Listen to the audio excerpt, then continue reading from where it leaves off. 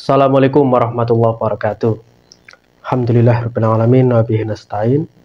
Wa ala umri dunya waddin sholatu wassalamu ala asrofil anbiya'i wal mursalin.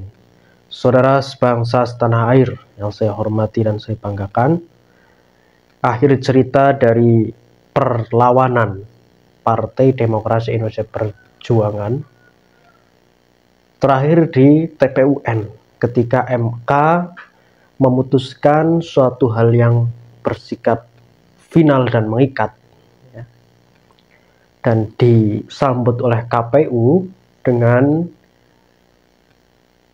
menyatakan presiden dan wakil presiden terpilih adalah Prabowo Subianto sebagai presiden dan Gibran Raka Buming Raka sebagai wakil presiden.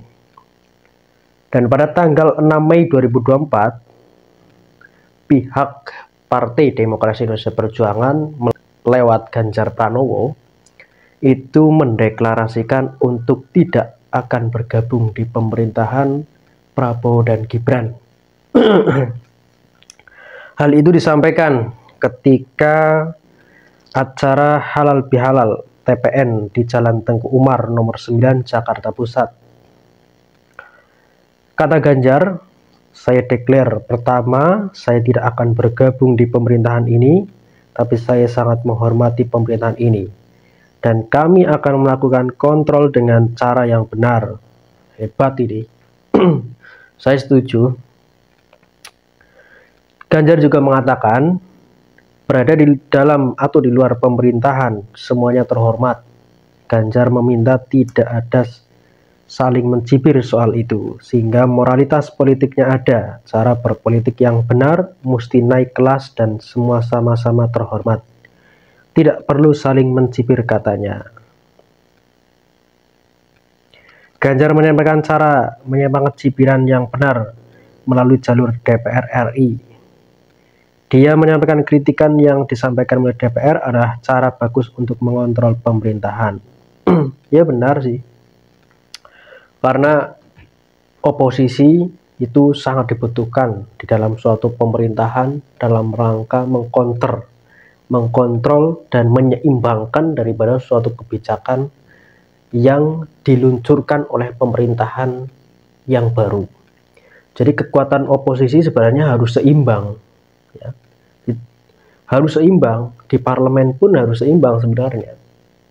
Ini bagus, Ganjar menyatakan dia sebagai oposisi, dan otomatis pernyataan Ganjar itu tidak berbeda dengan pernyataan partai politik, termasuk partai politik yang mengusungnya dan dia menjadi anggota partai politik tersebut, yakni adalah PDIP Perjuangan. Aku rasa, ya, menurut saya juga partai-partai pengusung Ganjar juga harus ikut oposisi. Walaupun seperti P3 yang tidak masuk parlemen misalkan, atau Hanura misalkan, harus oposisi walaupun tidak berada di parlemen.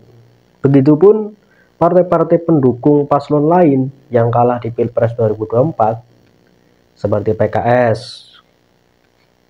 harusnya Nasdem juga, harusnya PKB, tetapi terlihat PKB serta Nasdem itu cenderung langsung merapat ke pemerintahan Prabowo Gibran. Menurut saya malah lebih baik PDIP Perjuangan daripada partai-partai yang kemarin ketika Pilpres itu gentol untuk menyerang daripada Pak Jokowi. Ini lebih bagus PDI. Karena pasalnya yang menarik di pemilu 2024 kemarin itu, Ganjar memang berada pada posisi yang terjepit sih. Dia tidak tahu mau menyerang atau bertahan, ya. Ya diakhiri untuk menyerang Presiden Joko Widodo, tapi hasilnya memang kalah, ya. Berarti strategi politiknya memang Pak Jokowi memang saya akui luar biasa.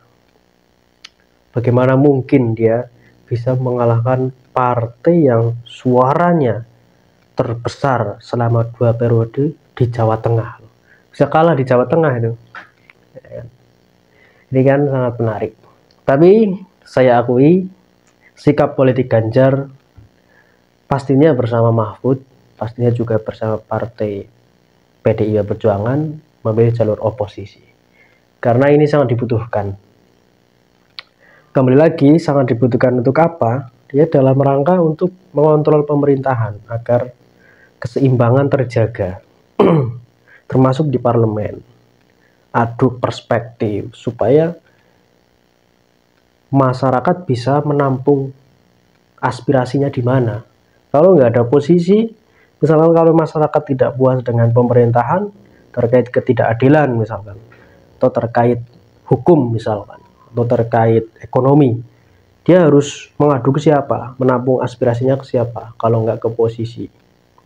Itu artinya memang benar bahwa oposisi sangat-sangat dibutuhkan, benar-benar harus ada yang beroposisi. Usahakan jangan satu partai, tapi seimbang, mengimbangi dari, tidak mungkin ya mengimbangi partai koalisinya Prabowo karena terlalu banyak.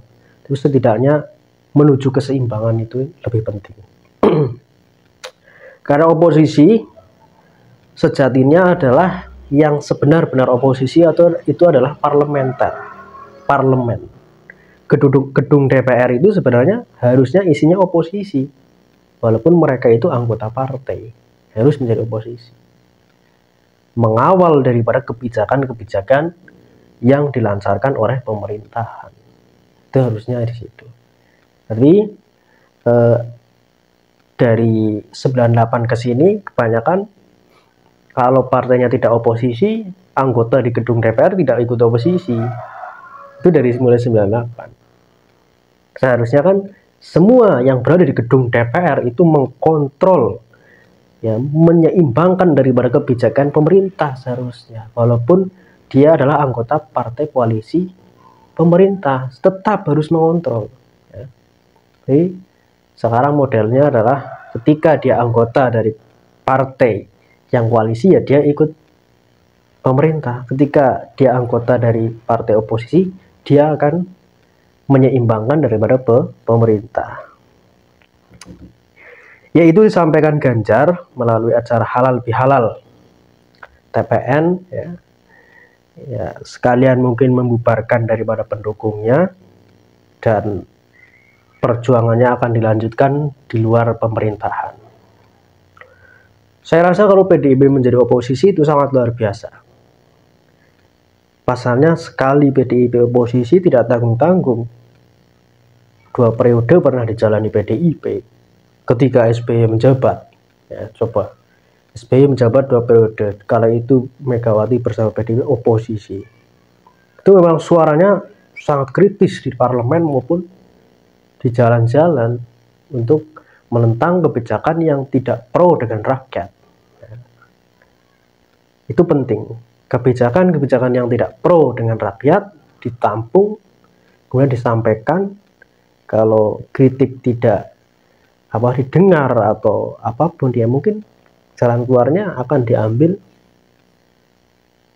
yang sedikit keras, yaitu di jalanan. Itu sangat bagus. Ya, itu saja. Terima kasih. Assalamualaikum warahmatullahi wabarakatuh.